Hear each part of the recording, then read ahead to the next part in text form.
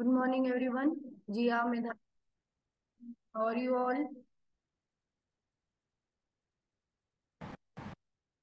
And what about you? I'm also good.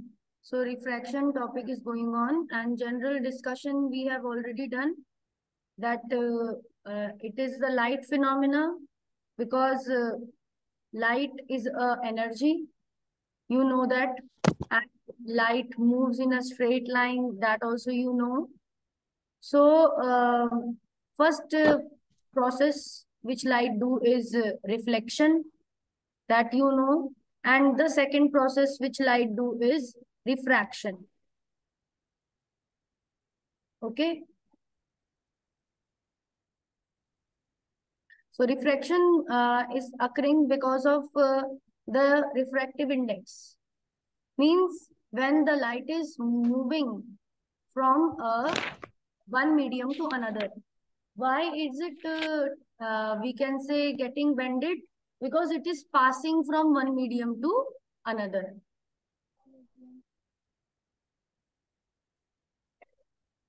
Why was it reflecting? There is a very basic general understanding कि reflection क्यों हो रहा था, because वो medium एक आपके सिर्फ एक सरफेस थी। जब रिफ्लेक्शन हो रहा था तब जब रिफ्लेक्शन हो रहा था तब सिर्फ एक सरफेस थी उसके पास, वो भी पॉलिश्ड और शाइनिंग सरफेस थी। क्लियर? बट जब रिफ्रैक्शन हो रहा है तब एक पूरा ऑप्टिकल मीडियम है, that means a transparent medium. Are you getting my point?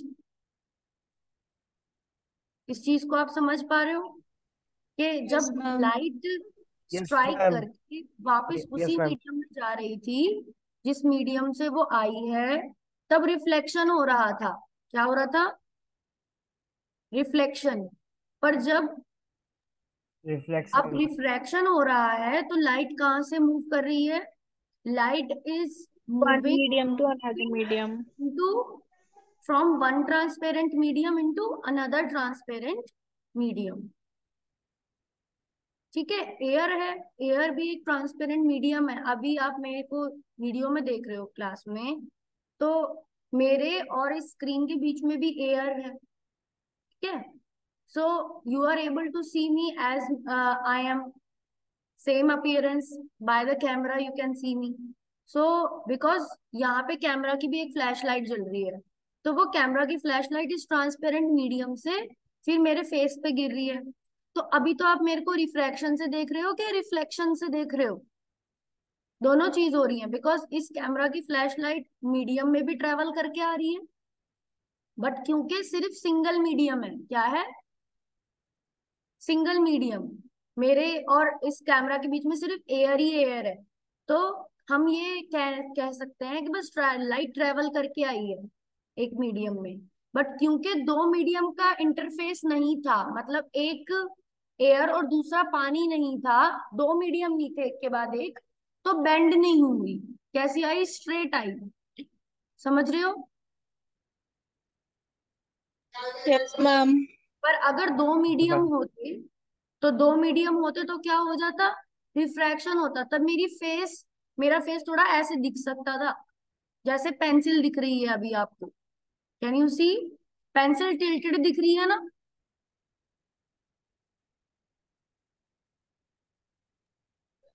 अभी आपको Ma'am, where? मैंने अभी आपको शेयर नहीं करी, अभी देखो। As the pencil is dipped in the glass of water and it is appearing tilted. Yes, ma'am.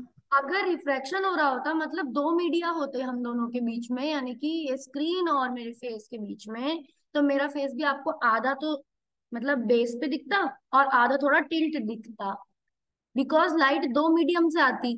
पहले वाटर एयर फिर वाटर। मान लो मैं अपने सामने ये बीकर रख लेती, एक बीकर भर के पानी रख लेती अपने फेस के आगे, तो क्या होता? लाइट फिर मेरे फेस से थोड़ा सा मेरा फेस टिल्टेड आ जाता। क्यों ऐसा होता? बिकॉज लाइट कैमरा से आती और वो एयर में भी आती, और एयर से फिर किस में आती? वो पानी में आती, वाटर में आती। समझ रहे हो?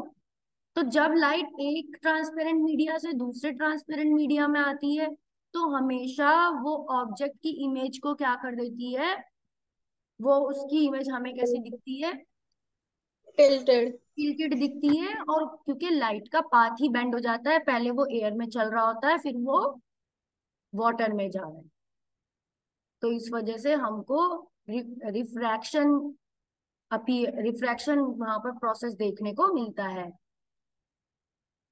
क्लियर? Yes, ma'am. यस जहां मैम। पर आपको बेंडिंग देखने को मिलती है। और ये बेंडिंग होती क्यों है? बिकॉज पहले एयर में जा रही है फिर वाटर में जा रही है, तो उसकी स्पीड बदल रही है। क्या बदल रही है? लाइट की स्पीड। Speed. स्पीड बदल रही है रेयरर मीडियम में, यानी कि एयर में वो तेज चल रही है, और जैसे ही पानी में आ जाती है तो वो क्या चलती है? स्लो। क्योंकि पानी थोड़ा सा एयर के मुकाबले क्या है, गाढ़ा मीडियम। समझ रहे हो? Yes ma'am. Yes, ma'am. कभी कभी आप ऐसे भी देखते हो कि आप अपना कोई नया स्केल होता है नटराज का, तो आप क्या करते हो, उसको ऐसे आंखों के सामने रखते हो क्योंकि आपने रिफ्रैक्शन पढ़ा है, और फिर कभी ट्यूबलाइट की तरफ देखते हो उस स्केल से, या फिर आपने बचपन में देखा होगा ऐसे करके। फिर आपको ऐसा दिखता है ट्यूबलाइट की रेज में थोड़े से रेनबो टाइप दिखते हैं आपको, यस मैम। Yes, है ना? ma'am. Yes, कभी ma'am. आपने किया होगा बचपन में, मैं तो करती थी जब मेरा कोई नया स्केल आता था या फिर कुछ ऐसी चीजें, तो मैं अलग तरह की लाइट को ऐसे करके देखती थी। तो उसमें भी क्या होता है, एयर से लाइट कहाँ जाती है, ट्यूबलाइट की लाइट एयर से कहाँ जाती है, स्केल के गिलास में, स्केल अंदर। के गिलास। ग्लास का स्केल होता है या प्लास्टिक जिस भी मटेरियल का वो बनाते हैं, क्योंकि वो नया होता है तो बहुत ही हमें रेनबो टाइप में उसका रिफ्रैक्शन दिखता है। तो वो भी तो एक ट्रांसपेरेंट मीडियम से किस में आ रही है, दूसरे ट्रांसपेरेंट मीडियम में। मीडियम में आ रही है। एयर से किस में आई है, स्केल में आई है या ग्लास में आई है, और फिर हमको दिखी है। तो जब भी लाइट एक मीडियम से दूसरे मीडियम में आएगी तो लाइट क्या करेगी, क्या हमें फिनोमिना देखने को मिलेगा? Which phenomena is seen when light moves from one optical refraction. medium to another medium? Refraction. And it is Some the refraction. Refraction. and it is the bending of light. And when one medium, the light move from optically rarer to denser, जब rarer medium से किस में आती है, जब Another medium. Medium में आती है, तब रिफ्रैक्शन होता है। तो ये सब क्या है, हमारे टॉपिक्स हैं जो अभी हम पढ़ रहे हैं। पहले हम ये देख रहे हैं रिफ्रैक्शन का मीनिंग क्या है, फिर हम क्या देख रहे हैं, लॉस क्या होंगे, रिफ्रैक्टिव इंडेक्स क्या होती है, ग्लास लैब के अंदर किस तरह की एक्टिविटी हमने करी थी क्लास में वो भी हमें पता है। रिफ्रैक्टिव इंडेक्स अलग अलग मीडियम के क्या होते हैं, जैसे कि आपको पता होना चाहिए, एनसीईआरटी में भी एक टेबल बना हुआ है डिफरेंट डिफरेंट मीडिया का रिफ्रैक्टिव इंडेक्स हाईएस्ट किसका दिखा रखा है वहां पर, डायमंड का। डायमंड का हाईएस्ट दिखा रखा है। डायमंड का दिखा रखा है हाईएस्ट। कितना होता है two point diamond? Forty two 2.42 diamond का रिफ्रैक्टिव इंडेक्स दिखा रखा है। और सबसे कम एयर एयर का का होता है, है सबसे Air कम। का.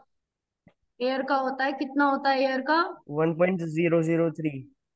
One one point point zero zero zero three 1.0003 मतलब नेग्लेजिबल टाइप का, वन के बराबर ही बोल सकते हैं। तो क्योंकि एयर रेयर मीडियम होती है। Are you getting my point? Yes Yes, ma'am. ma'am. Yes. अब हम आ रहे हैं रिफ्रैक्शन की डेफिनेशन पे।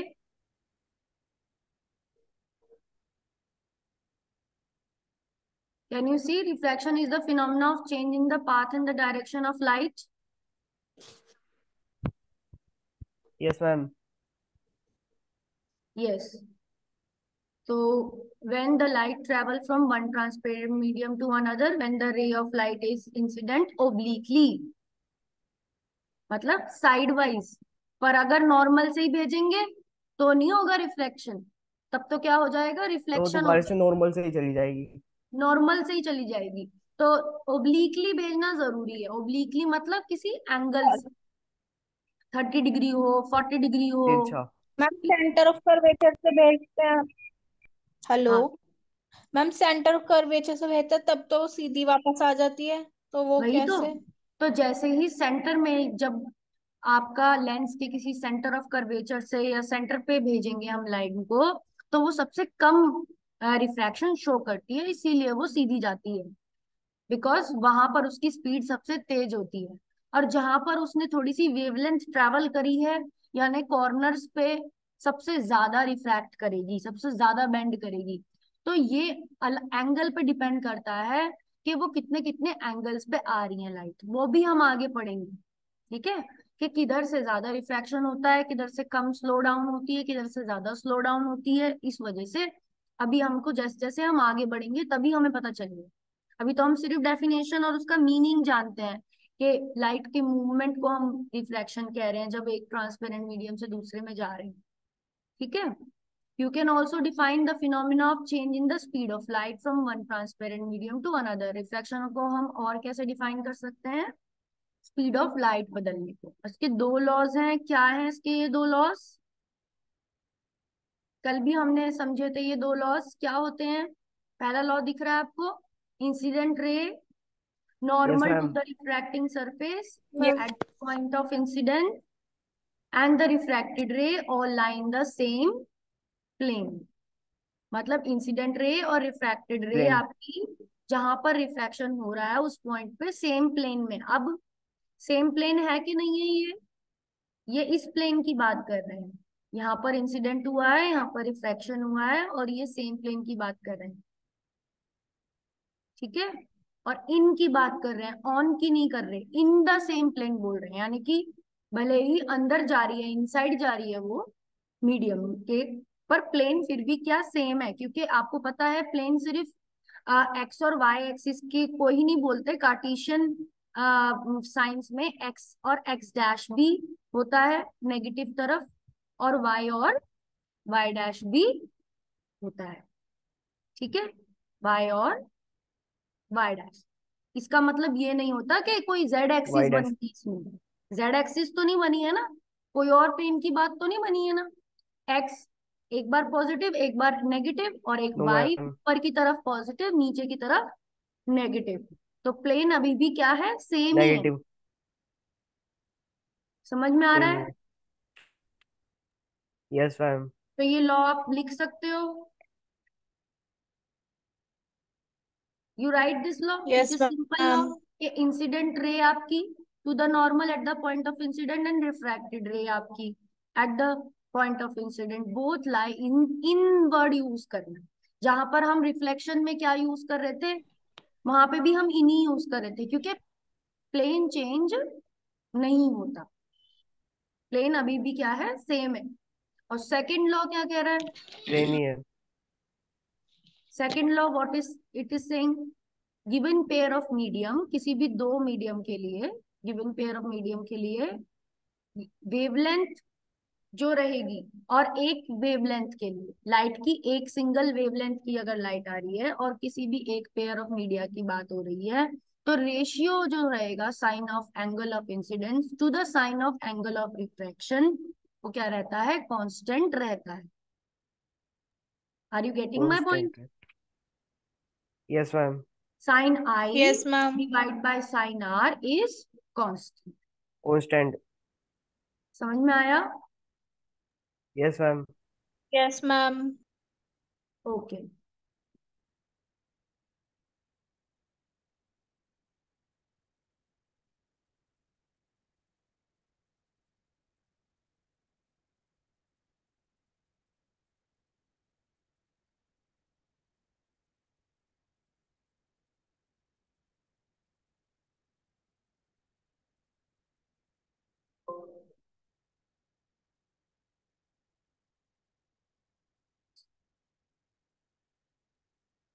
तो अभी आपको स्नेल्स लॉ मैंने बताया। स्नेल्स लॉ आपको क्या कहता है बेटा? Sine I upon sine R is a constant. और ये कांस्टेंट की वैल्यू किसके बराबर होती है? Can anyone tell me which what is the name given to this constant? Satyam, yesterday we have discussed कि इस कांस्टेंट को हम और किस नाम से जानते हैं? Refractive refractive index. Refractive index के नाम रिफ्रैक्टिव से जानते इंडेक्स। हैं, क्योंकि ये कांस्टेंट एक मीडिया के लिए, पेयर ऑफ एन। मीडिया के लिए कांस्टेंट रहता है। जिस मीडिया में लाइट आ रही है उसके लिए क्या रहता है? कांस्टेंट। जैसे ग्लास की एयर से लाइट ग्लास में आ रही होगी तो वो कांस्टेंट रहेगा।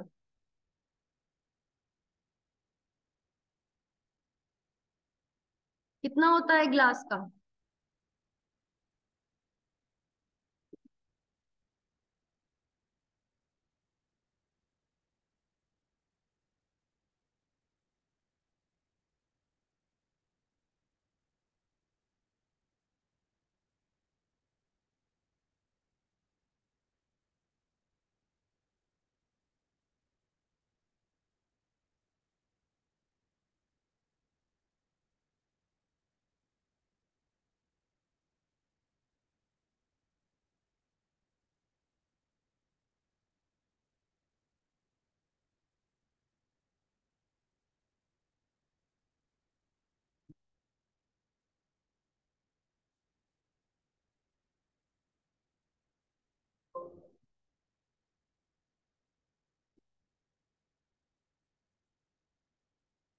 आर यू एबल टू सी?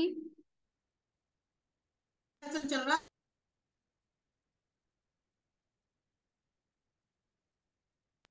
बेटा, are you able to see? Yes ma'am. Okay, so there is little net which is having some issue because today is an online class. That is why.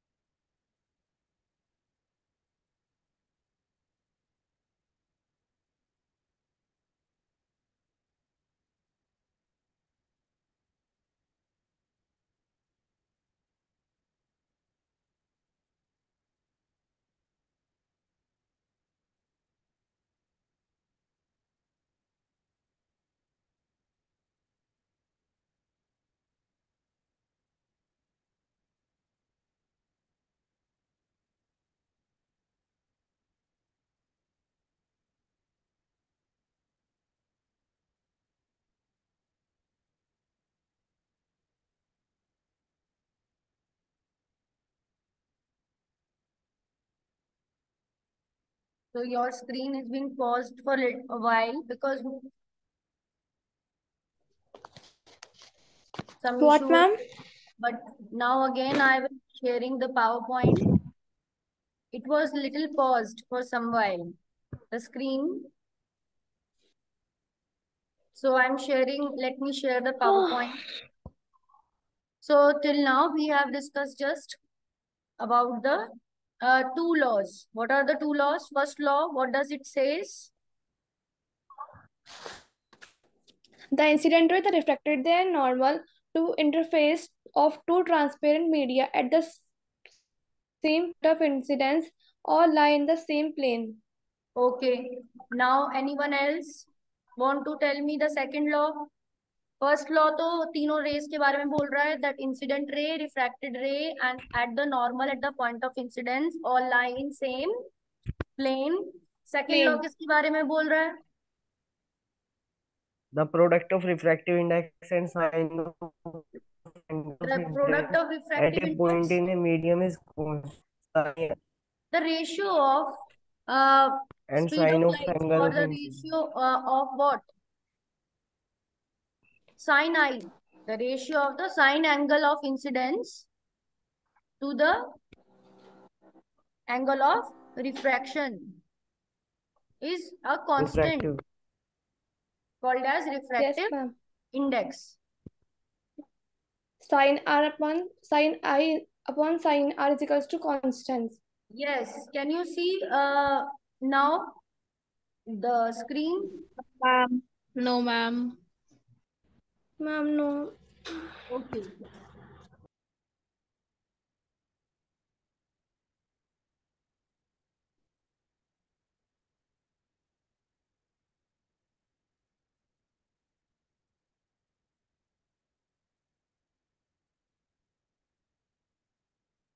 Now can you see it?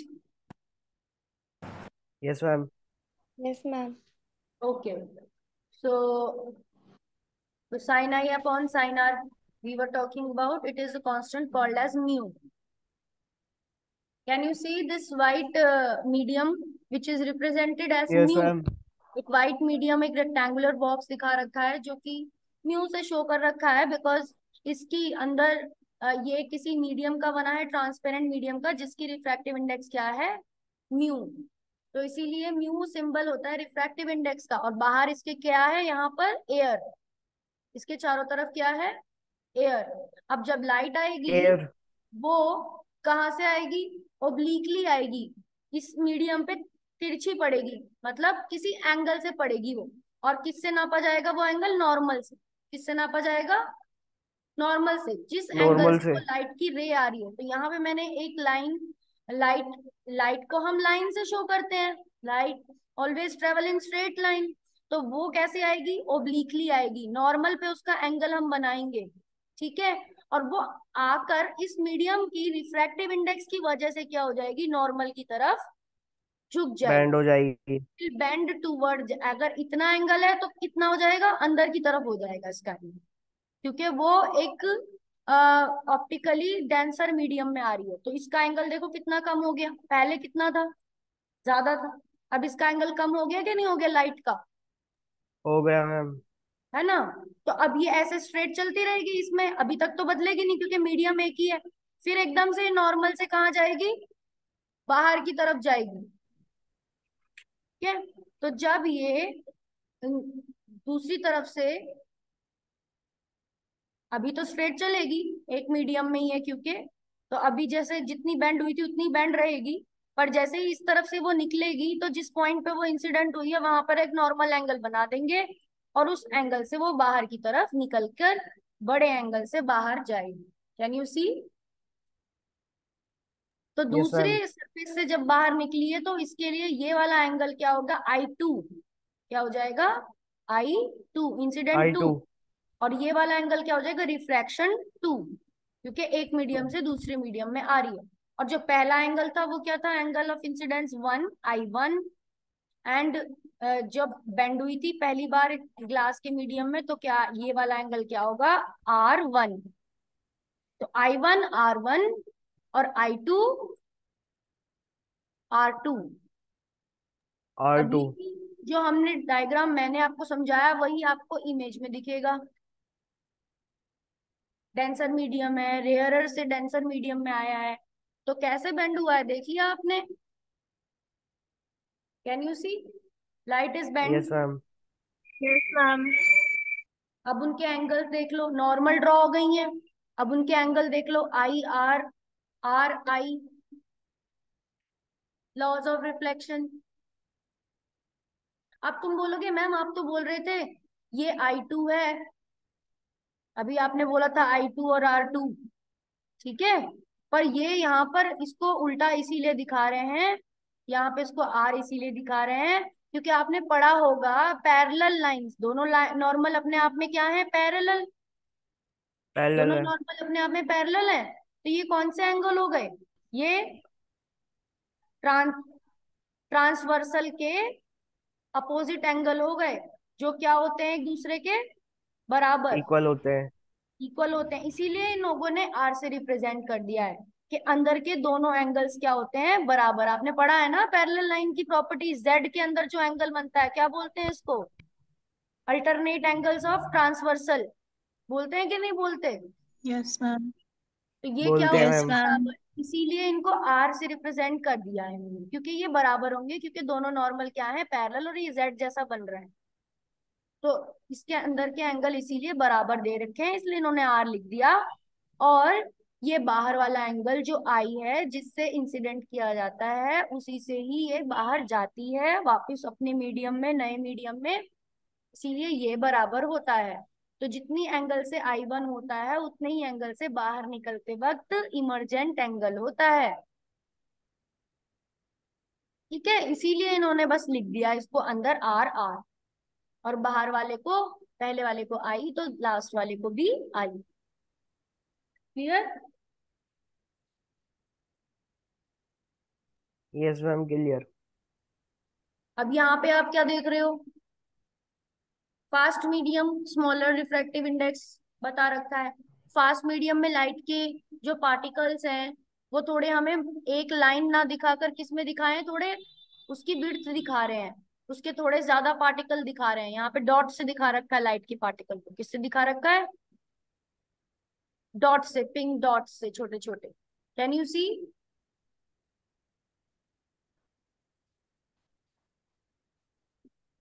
Aryan, is it visible, I audible to you Aryan? Yes ma'am. Okay, तो particle से light को दिखा रखा है, और तो यहाँ पर जैसे ही वो इस ब्लू वाले मीडियम में आने लगेगी, स्लो मीडियम में, मतलब वो डेंसर मीडियम है, तो जैसे ही ये वाला पार्टिकल टच होगा, नीचे वाला पार्टिकल टच होगा यहाँ पर, तो सबसे ज्यादा क्या होगा, बॉटम पार्ट का बेंड होगा, तो बॉटम पार्ट ऑफ इनकमिंग रे reaches lower slow medium first, क्योंकि ये सबसे पहले ये वाला पार्टिकल टच हो रहा है इधर, क्योंकि लाइट कैसे आ रही, क्यों टच हुआ ये वाला पार्टिकल, ओब्लिकली आ रही थी लाइट, स्ट्रेट नहीं आ रही थी, कैसी आ रही थी, ओब्लिकली। एंगल से आ रही थी, जब एंगल से आ रही थी, तुम्हें भी पता है कि इधर वाले पार्टिकल को थोड़ी देर लगेगी, क्योंकि इधर का डिस्टेंस ज्यादा है और इधर का डिस्टेंस कम है। कम है, तो इधर की क्या आई, रीचेस फर्स्ट, पहले रीच हुई, तो इधर की जब पहले रीच हुई तो इधर की तो सबसे पहले बेंड करेगी, इधर की तो बाद में बेंड यस करेगी, मैम। तो इसीलिए तो लाइट बेंड होती हुई दिखती है। अगर हम जिस पॉइंट पे सबसे पहले टच हुई है उस पे एक नॉर्मल खींच देते हैं, तो उस नॉर्मल पे लाइट बेंड उसकी तरफ ही हो जाती है, toward the normal. Toward the normal. समझ में आया सारी चीजें, why the light is bending yes toward ma'am. Normal. तो यही रीजन भी यहाँ पे भी यही रीजन दे रखा है, बॉटम पार्ट ऑफ रे रीचेस स्लो मीडियम फर्स्ट, और वो रुक जाती है, उसकी स्पीड स्लो हो जाती है, तो इसीलिए लाइट रोटेट हो जाती है थोड़ी सी toward the normal line. Clear हुआ यस मैम। सभी को, क्लियर हुआ ये बात, यस मैम। यशिका क्लियर बेटा? Yes ma'am. Yes yes ma'am. Ma'am. Okay,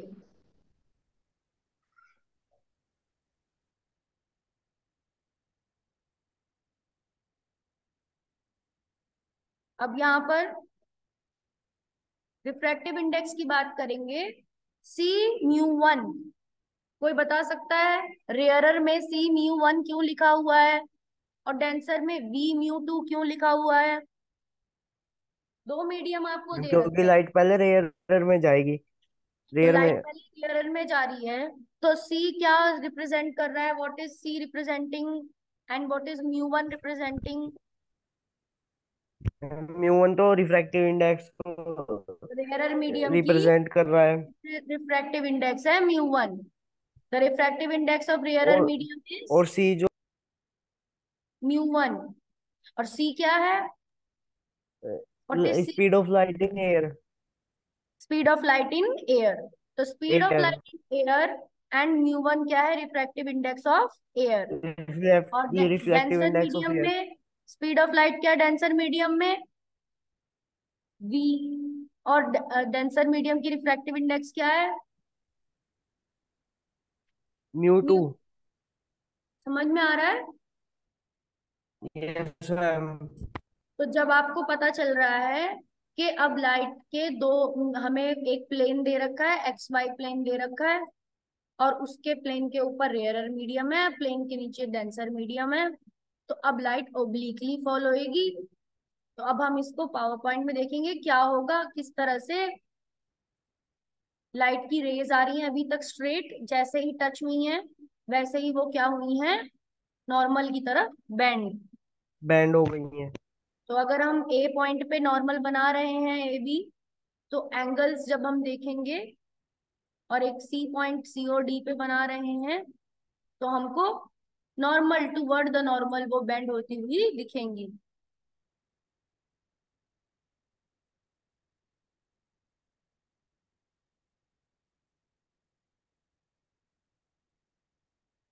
A B क्या है, इंसिडेंट रे का वे, बहुत सारी रेज दिखाई थी इसीलिए उन्होंने वेव फ्रंट की बात करी थी। पर वेव फ्रंट अभी 11th में होता है, इसीलिए हम उसको डिस्कस नहीं करेंगे। यहाँ पर हमें देखने वाली बात यह है कि हम रिफ्रैक्टिव इंडेक्स के ऊपर फोकस करेंगे, because after understanding basic refraction we should know the refractive index concept very well, because उसके बाद सेकंड टॉपिक रिफ्रैक्टिव इंडेक्स है बुक में। ठीक है, तो okay refractive ma'am. Index of second medium with respect to first. तो second medium के refractive index को फर्स्ट के रिस्पेक्ट में या तो दो नोटेशन से लिख सकते हैं, या तो हम उसको लिखें म्यू21, यानी कि refractive index of second medium with respect to 1, म्यू21। या तो हम इसे ये रिप्रेजेंट करें, या हम क्या रिप्रेजेंट करें, 1 refractive index of medium 2 with respect to 1, 1 म्यू2।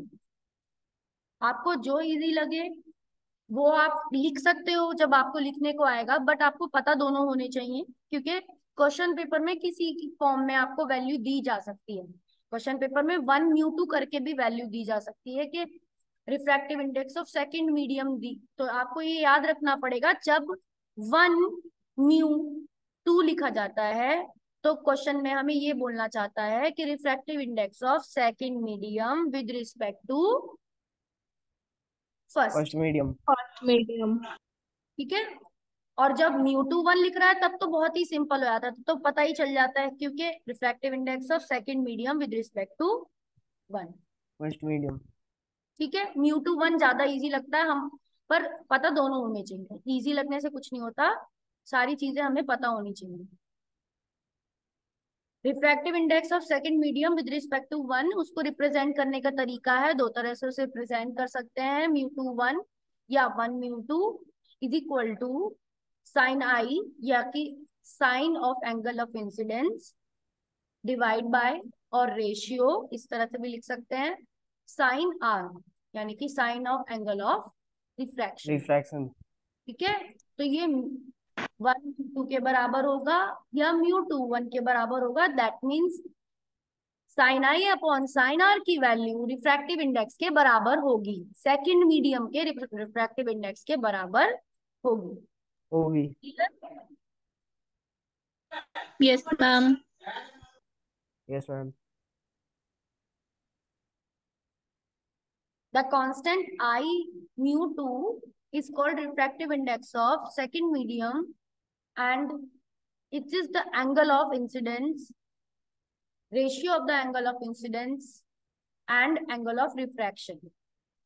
Refractive index of second medium with respect to first medium is also defined as, अब दूसरा डेफिनेशन, ऊपर तो हमारा साइन के सेकंड रिफ्रैक्शन लॉ यानी लेंस लॉ के हिसाब से रिफ्रैक्टिव इंडेक्स की डेफिनेशन दी हुई है ऊपर, यानी कि sine I upon sine R कर दो तो रिफ्रैक्टिव इंडेक्स आ जाएगा। बट नीचे किसके रेफरेंस में रिफ्रैक्टिव इंडेक्स की डेफिनेशन दी हुई है? रिफ्रैक्टिव इंडेक्स की definition ratio of speed of light in that medium के रिलेशन भी दी जाती है। तो सेकंड आपका जो डेफिनेशन है वो किसके रिलेशन में है? Speed of light in first medium divide by speed of light in second medium. Clear?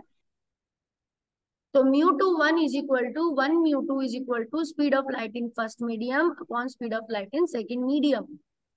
तो स्पीड ऑफ लाइट से सेकंड फॉर्मूला बनता है, if the first medium is vacuum या एयर, अगर हमारा फर्स्ट मीडियम एयर है तो ऐसे रिफ्रैक्टिव इंडेक्स को, सेकंड मीडियम के रिफ्रैक्टिव इंडेक्स को हम एब्सोल्यूट रिफ्रैक्टिव इंडेक्स भी कहते हैं, we call it a absolute refractive index. Clear?